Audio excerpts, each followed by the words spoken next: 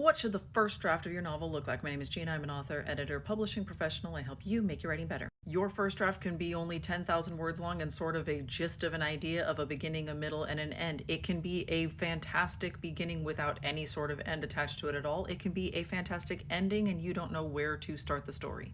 It can change genres partway through. It can change age categories partway through. It can change both of those things at the same time, separately and multiple times throughout the draft. It can be full of absolutely ridiculous, terrible, stupid typos. It can be full of plot holes big enough that you could drive your train through them. They can be full of character inaccuracies. Characters might disappear partway through or might show up all of a sudden and pretend like they had been there all along. Main character's name might change, and in fact, who you think of as the main character might change over the course of the story. It is also possible that the thing that you think of as your first draft is 85,000 words of very good structure with excellent character arcs, but the whole thing feels just kind of fine.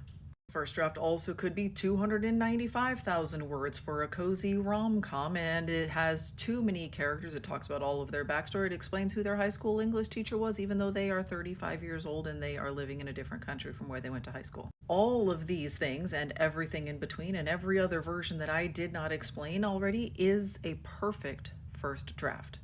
It just needs to exist. You can't edit until the thing exists, and you're never going to finish if you don't start editing. The draft needs to exist in whatever way makes sense for you. Some people think, well, if you only have 10,000 words and an idea, that doesn't count as a draft. That's an outline. Okay, then you don't consider that your first draft. Somebody else does. Some people think that they've got a first draft as soon as they've got something written on the page and everything they're doing is editing. That's fine. I don't care. Like, whatever your process is going to be, the first draft just needs to exist. You can't really get to work. You can't really start to get to know your story until it is on the page.